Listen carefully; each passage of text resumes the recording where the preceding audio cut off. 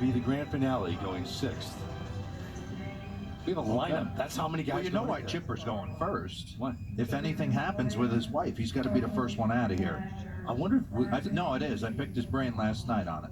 wow, 100%. Again, Yeah. if you're just So letting him in, go first. his wife Taylor is 9 months pregnant, due tomorrow. Yeah. Due date is tomorrow. That's 9 plus. Chipper Jones going first, and you know, Sean, there are so many emotional moments during a day like today. What we saw with Jim Thome and his daughter, Yeah. the national anthem. Yeah. There's a look at Taylor right there. No, it was. It really was a big deal. I know for Jim to see his daughter sing the national anthem here, that was a big deal. Shed my first tear. It was so great.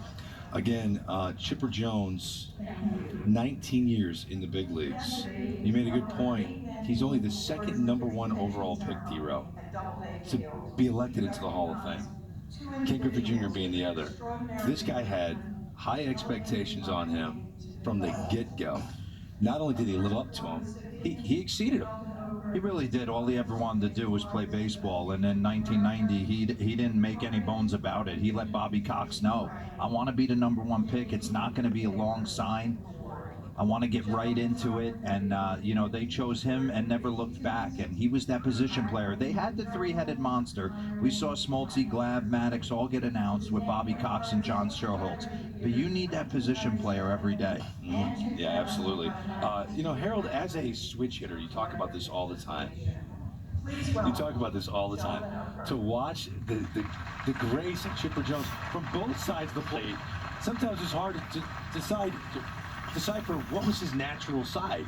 That's how good he was from both sides of the plate. He was so consistent, and that's what you dream about doing as a switch hitter to get to that point. But I think Chipper had a goal. You know, Mickey Mantle was in sight, and Eddie Murray he got a chance to see and play against.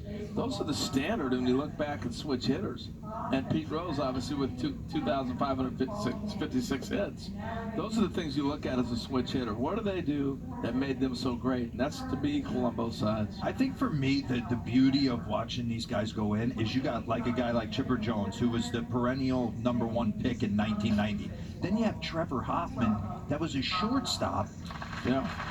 Didn't hit, decided to learn the changeup. He's going. It's all different ways to get there. Jim Thome meets Charlie Manuel, changes his swing. Right. It's good. And you know what? You're exactly right. The class is deep. It's great. It's a lot of great guys. Different guys. Exactly. Yeah. Jack Morris, though, I can't wait to hear that speech. It's going to be so much fun. Again, 6 speeches coming your way here on MLB Network. We're going to bring them to you, all of them. Trevor Hoffman, I feel like we didn't talk about him enough. Maybe call your attention to the video monitor for a short presentation about our first 2018 inductee, Chipper Jones. It just seemed like the name Chipper Jones. From the Atlanta Braves, third baseman, Chipper Jones. The ability to switch hit. Jones, who's got power from both sides of the plate. And it is gone, a home run. Chipper does it again. A shortstop that turns to third base. Yet another beautiful play by number 10. It's almost as if he was born to play this game. First pick goes to the Atlanta Braves. Atlanta selection is number 717, Larry W. Jones. Chipper was a dynamic player that we heard about, and you knew coming up, you've seen him in spring training, that the future was going to be bright. And with one swing of his bat, Chipper Jones has untied the game. It's 3-2 Atlanta. I think that's Chipper Jones' first big league home run. I remember this wiry, athletic kid had a different sound at the plate.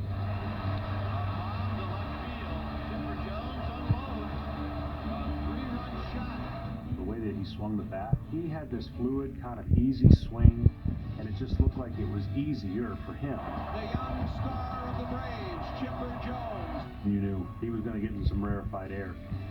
Deep right field, bye-bye. Chipper Jones does it again. 400 in his career. He is amazing. Chipper Jones, one of those under fire by the Met fans. He loved facing the Mets. And now the crowd chanting, Larry, Larry. that was a little motivator to him. Not many people called him Larry. Which is the given name of Chipper Jones. He hates to be called Larry. So for the whole New York crowd to be chanting at him, I think he's like, okay, you're going there? Let me show you a few things. This ball is long gone. A 3-run homer to right by Chipper Jones. He strikes again at Shea Stadium. And he drived on it, I know he did. Chipper Jones with a 3-run homer off the scoreboard. His 38th career home run against the Mets. He single-handedly seemed like won the MVP based on how much damage he did against our rivals. Chipper Jones putting another dagger into Met hearts.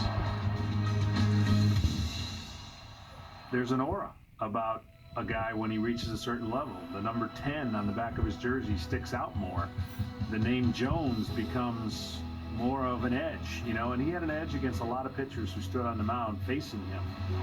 Chipper Jones with his second home run of the game. He's been a one-man offensive show for the Braves all year. He had this ability to just know what a pitcher was doing. The former first pick in the country in the June 1990 draft. As homer to left, he's homer to right center. That's what led him to Cooperstown. Chipper Jones, welcome to the Hall of Fame. Thank you very much.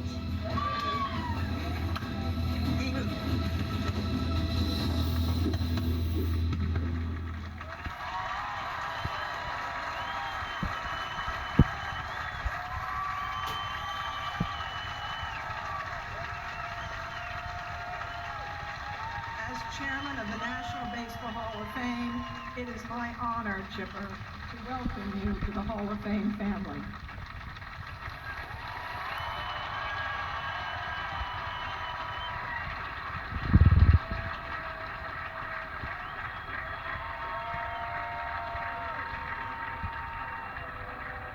And I'd like to ask Commissioner Manfred to please read the inscription on Chipper's plaque.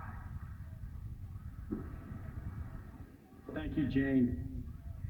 Larry Wayne Jones, Jr., Chipper, Atlanta, NL, 1993, 1995 through 2012. Switch hitting lineup centerpiece during the Braves' dynastic seasons of the 1990s and 2000s. Among players who were primarily third basemen, retired as the all-time leader in runs scored and driven in. Batted better than 300 from both sides of the plate during 19-year career, totaling 468 home runs, 1,623 RBI, and 8 All-Star Game selections.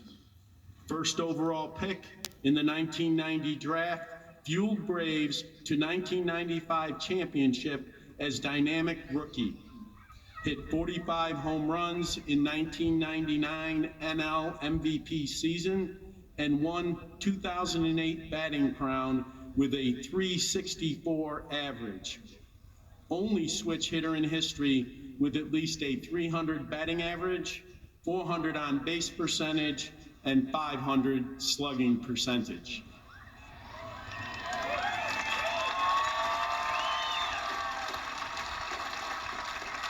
I love the story behind his nickname, Dero. His aunt thought he looked like Chip off the old block, like his dad. They called him Chipper so much that on the first day of kindergarten, his teacher called him Larry, and she took roll. He didn't answer. He didn't know that was his name. So good. When he would struggle, he would go through one slump a year. The hitting coach had no say. Look at the Braves chant. Oh yeah, the chop's coming out right now. He'd fly his dad in, and his dad would go in the cage with him, and he'd be right in 48 hours. I'm really digging it. I'm digging it right now. Braves fans here loud and proud. Chipper going to the podium. Let's watch it on MLB Network. How we doing? What a day. All my friends have been telling me for the last week or so, relax, take a deep breath, you'll do just fine. My reply, you stand up here in front of 40 or 50,000 people and 60 of your favorite, baseball players sitting behind you, let me know how you do. Would like to thank the baseball writers for this incredible honor. I also want to thank James Forbes Clark, Jeff Idelson, and the entire Hall of Fame staff. Since we got the call in January, we've done nothing but make this the most unbelievable experience for the Jones family, and we thank you. I want to start by congratulating each of the guys I'm being inducted with today. Jack Morris, one of the best big game pitchers that I've ever seen. As we found out in Atlanta watching you and Smoltzy pitch Game 7, 1991 World Series. Tram, coming up as a shortstop, it was nothing better than watching you and Sweet Lou Whitaker turn that double play up in Detroit. I'm sure the city of Detroit is beaming with pride today upon yours and Jack's induction. Vlad, I'm not sure you ever saw a pitch you didn't like, but man, you always seem to put it in play hard somewhere. You've been an inspiration to all Latin players, and it was a pleasure to watch you roam right field, brother. Trevor Hoffman, hated facing you, bro. Hated. You had the most devastating changeup I've ever seen in my life. You've been a great ambassador for the city of San Diego and baseball in general. Congratulations. Jim told me I gotta tell the story one more time, old buddy. First time I met Jim, 1993, Richmond, Virginia. Ryan Klesko walks off a homer as he usually did. Charlie Manuel didn't like that too much, and they then brought in the closer. First pitch behind Klesko. Here we go. Nice little Donnybrook there at the Diamond in Richmond, Virginia. So I go diving into the pile. Next thing I know, what can only be described as the hand of God grabs me around the throat, pins me up to the backstop netting. All I can hear is, "Don't move." So thinking God had me by around the neck, naturally I obliged. I did manage to glance up and see my mother and father in the third row. Mom's eyes about this big. JT whispered in my ear, he said, "You done?" I said, "Yes, sir, I'm done." We've been buddies ever since. I'm glad I'm here sharing this day with you, buddy.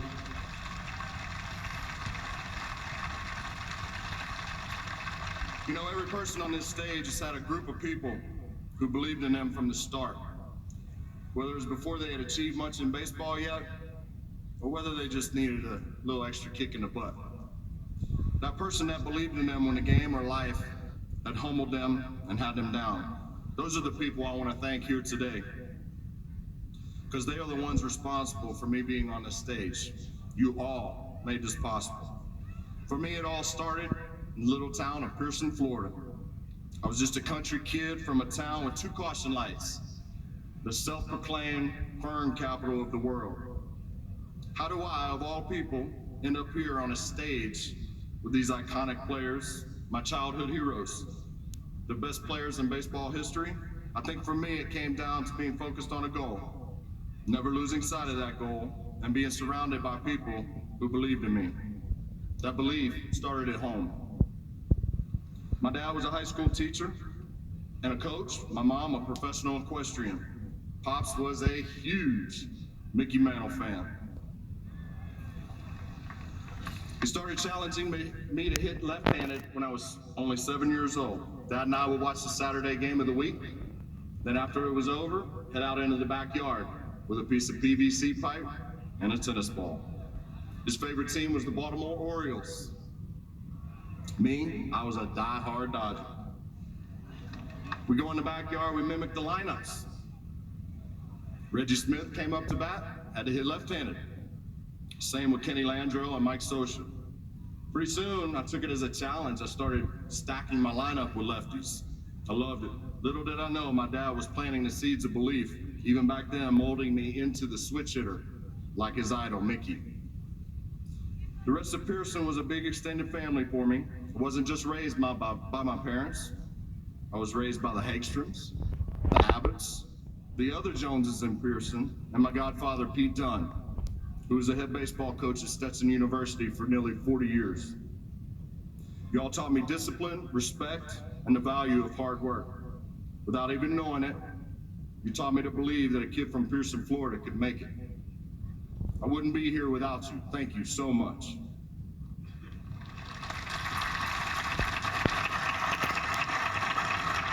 When my parents made the tough decision entering my 10th grade year to send me to a boarding school 2 hours away, I learned how to stand on my own 2 feet. At the Bowles School, there were a whole host of lifelong friends and families that touched my life. And 2 men in particular were instrumental in making my dream come true. My football coach and dorm advisor, Charles Edwards, and my baseball coach, Don Siriano. Thank you both for all you and your families did for me. Thank you, Coach Siriano, for teaching me to believe that I could play the game at a new level.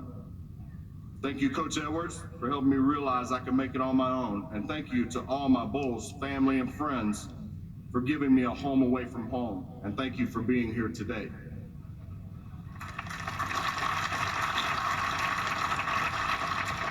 Coming out of Bulls, the Atlanta Braves did me the distinct honor of drafting me #1 overall in the 1990 draft. I promptly went into rookie ball and got overmatched pretty badly. It was the first time I'd ever really struggled in the game of baseball. After the season in instructional ball, I got the chance to meet Hall of Famer Willie Stargell, and it could not have come at a better time for me. Pops was a roving instructor for the Braves back then. He walked up to me and he picked up my bat. He said to me, "Son, I picked my teeth with bigger pieces of wood than this." He also suggested that I swing the biggest bat I could get around on 90 miles an hour. Start letting the pitcher supply all the power.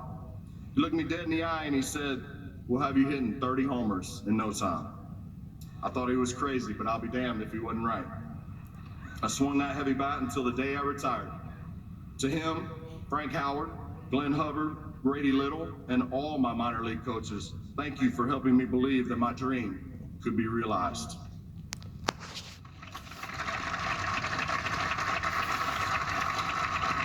After being drafted, after a couple pretty good minor league seasons, I came to camp in 1994 on the cusp of making the big league roster. But it wasn't to be. 2 weeks before opening day, I blew out my left knee. There were no guarantees that I would ever be the same player again. In those days, you just didn't know. But one man never stopped believing in me. Never. That man, Bobby Cox.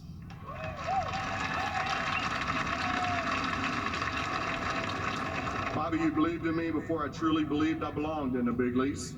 And on opening day, 1995, Bobby put me in the 3-hole in front of Fred McGriff and David Justice. You knew hitting me in front of those 2 dudes would give me a lot of fastballs, and it worked. Thanks to you, the big guys around me in the lineup, and our vaunted pitching staff, we won the World Series in 1995. Sorry, Jim. Bobby, next to my parents, you had the biggest influence on my career of anybody. Thank you for drafting me. Thank you for never hesitating to put the bat in my hands with the game on the line. And thank you for never hesitating to believe in me. Not only did you always instill confidence in me when I needed it the most, you made our entire organization believe year after year during our 14-year run of division titles. I'm pretty sure I speak for everyone who donned the Braves uniform during your tenure. I'm so glad you were the man leading us on the field every night. Thank you, Skip. We love you.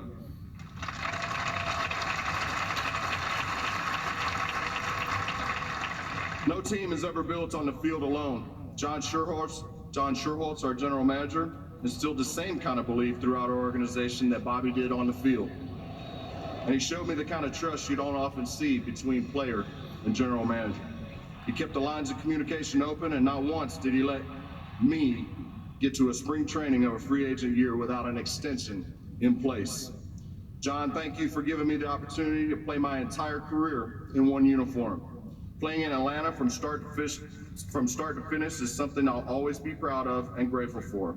And without the relationship you and I established, it wouldn't have been possible. Thank you. You're a Hall of Fame GM and a class act.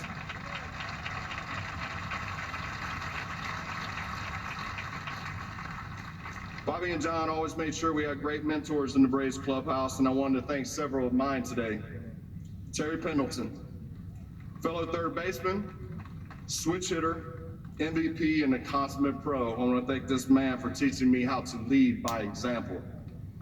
Thank you to Fred McGriff and David Justice, our 4 and 5 hitters. Taught me so much about studying pitchers, setting up pitchers, teaching me how to hit the ball from foul pole to foul pole. Everyone has that one hitting coach in their career that they just kind of click with. For me, it was the late, great Don Baylor. I only got 1 year with Don in 1999.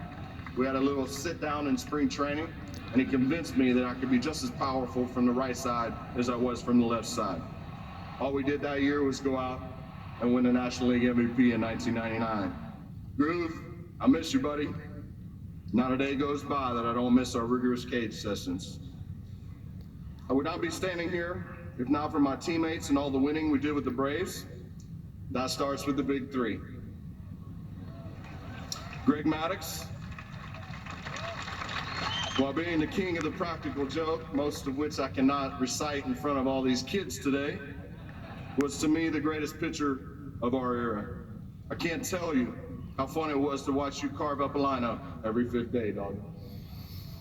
Tom Glavine epitomized toughness, pitched on guts, guile. There's nobody more fitting to have on the mound for our crowning moment in 1995 than him. And contrary to what you hear, Glav does smile every once in a while. Look, take a picture. Might not see it again. And then there's John Smoltz. Smoltz. Smoltzy always pitched like his hair was on fire. Makes sense looking at him now. As an Atlanta Brave, I'd like to apologize for the whole wig thing a couple years ago. That was embarrassing. Seriously though, Smoltzy's a tremendous athlete. He can do anything he sets his mind to, whether it's starting, closing, or even making the U.S. Senior Open in golf. What's up with that 85 in the first round, though? There's nobody we wanted to have the ball in a big game more than Smoltzy. The brighter the lights, the better John Smoltz was. It was a pleasure to play behind the three of you, and it's an honor to join you, Bobby, and John here in Cooperstown.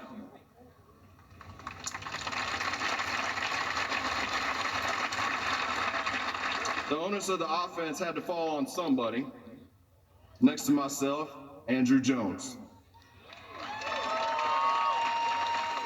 Drew, I hope you'll be joining us here soon. Nobody played a better center field than you. You got 10 gold gloves to back it up. For a lot of years, pitchers had to go through the Jones boys in the 3 and 4 holes to beat us, and we took a lot of pride in that. Drew, I am so proud to call you my brother from another mother. My support system off the field was just as important to me as the one I had on. These people helped me be a better dad, husband, and son. As an only child, that was so important to me. BB Abbott is as close to a brother as I'll ever get. He's my next door neighbor in Pearson. We were inseparable from the time he was 5 and I was 3. Whether we were following our dads around to hunt, fish, or we were playing whatever sport was in season. We dreamed of playing in the major leagues together. While it didn't work out that way, BB is still one of my best friends, and since the year 2000, he's also been my agent. I couldn't be prouder of the work he's done with Jet Sports Management out of Tampa, Florida. BB, there's nobody I trust more with my money, my family, or my future. Thank you for always being there, brother.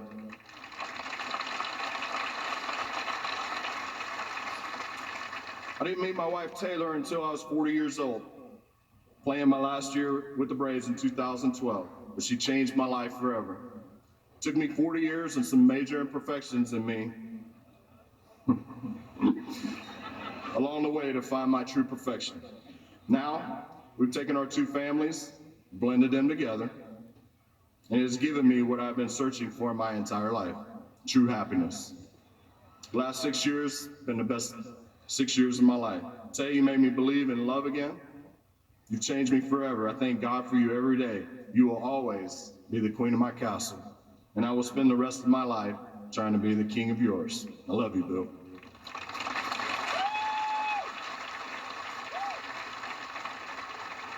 Taylor is due any minute with our second boy. We decided to name him Cooper in honor of this occasion. Cooper will give us 7 boys altogether, joining Cooper, Matthew, Trey, Shay, Tristan, Bryson, and Ridge. I love you all. You're my pride and joy. I want you to step away from my shadow and blaze your own trail in whatever you're passionate about. Believe in what you do, love whatever you do, and know that I love you unconditionally and will support you in whatever path you choose. The fact that I'm standing here today is a testament to what you can do when you have parents who believe in you and inspire you to believe in yourself. Mom, Dad, you are the single biggest reason why I'm on this stage. In fact, you're all my reasons. Congratulations on just celebrating your 48th wedding anniversary.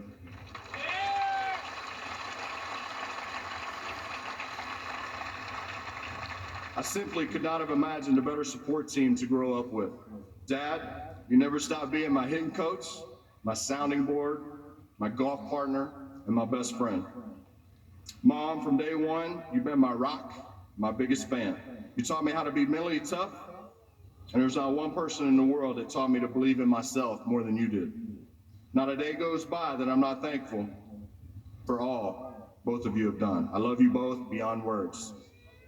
I have one regret this weekend, Dad, and it's that Mickey Mantle could not be here so that you could meet him. I got to meet Mickey one time. It was 1992. I had just finished up my AA season, and we did a card show together in Atlanta, Georgia. I was so nervous to meet him, I found myself practicing in the mirror how I was going to meet him the next day. Hey, Mick, nice to meet you, Mr. Mantle. When the time came for me to meet him, completely tongue-tied. Nothing came out. Luckily, I was eventually able to carry on a conversation with him, and at one point, after half hour of sitting there and watching grown men, grown women cry, fawn over meeting this man, I got up enough courage to ask him this question. I said, Mick, you ever get tired of this? He gave me a little chuckle. He looked at me and he said, Chipper, I have a recurring dream. He said, I'm standing at the pearly gates. I must have had a pretty worried look on my face because God walked up, looked me up and down for about 15 seconds. And he said, don't worry, Mick, I'm going to let you in. But can you sign these dozen baseballs first? I now understand a little bit of what Mickey went through on a daily basis. I've never considered myself to be in the same realm as Mickey, Hank, Clemente, Cal, and the other greats on this stage. These guys, they're baseball royalty. But I know none of us would have had the privilege of playing this game or receiving these accolades without people in the stands believing in us. For me, that's Braves country.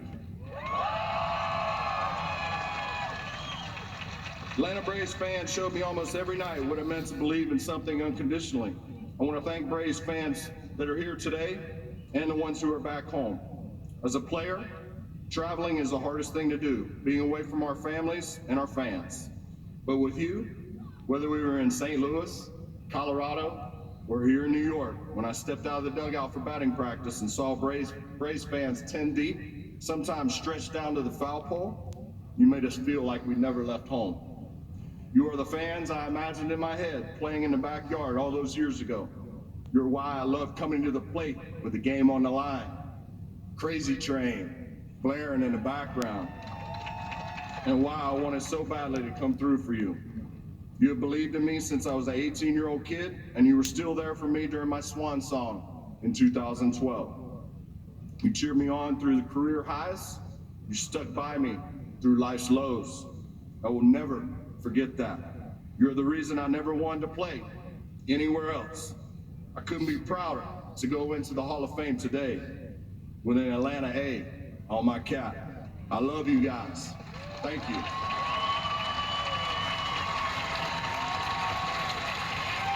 That's exactly how I expected it to be, boys.